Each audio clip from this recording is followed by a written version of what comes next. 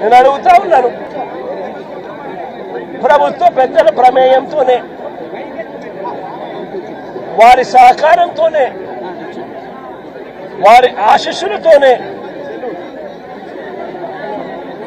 ఇంత అకస్మాత్తుగా సుప్రీంకోర్టులో డిసెంబర్ 31వ తారీఖున వరకు గడువు ఉంది అని తెలిసినా కూడా అధికార దుర్వినియోగం చేస్తూ వీళ్ళందరినీ రోడ్డు పాలు చేయడం జరిగింది. నేను అడుగుతా ఉన్నాను ఇక్కడే, అయ్యా చంద్రబాబు గారు,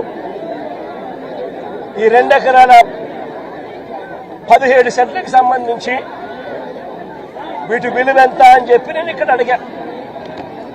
ఎంతక్క ఇక్కడ దీని విలువ? ప్రెసెంట్ ₹1 కోటి ప్లాట్ అండి. అందరి ₹1 కోటి పైనే ఉంది.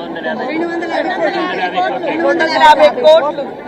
దాదాపుగా ఈ 2 ఎకరాల 17 సెంట్లు వీళ్ళు ఇల్లు కట్టుకొని ఏదైతే ఉంటా ఉన్నారో కరెంటు మార్కెట్ విలువ దాదాపుగా 150 కోట్లు పైచిలుకోట. 150 కోట్లు పైచిలుకు గల ఈ ప్రాపర్టీకి ప్రైవేట్ వ్యక్తులు దీంట్లోకి ఎంటర్గా అయ్యారు. 2016లో, అంటే అప్పుడు కూడా చంద్రబాబు నాయుడు గారు ముఖ్యమంత్రిగా ఉన్నప్పుడే, 2016లో ఒక 1981 సంవత్సరం డేటెడ్ గా 2016లో ఒక ఫేక్ సొసైటీ పెట్టడం జరిగింది. తప్పుడు డాక్యుమెంట్లతో 2016లో 1981 డేట్తో ఒక తప్పుడు సొసైటీ క్రియేట్ చేసి మొత్తం డాక్యుమెంటేషన్ అంతా కూడా ఈ 150 కోట్ల ప్రాపర్టీని కాజేయడం కోసం అడుగులు పడ్డాయి. వీళ్ళందరూ చంద్రబాబు నాయుడుతో సన్నిహితులు.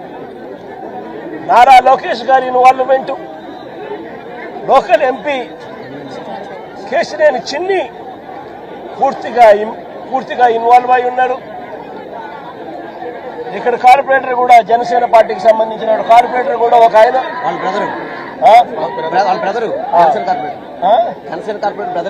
జనసేన కార్పొరేటర్ సంబంధించిన బ్రదర్, వాళ్ళ బ్రదర్ కూడా ఇన్వాల్వ్ అయి ఉన్నారు.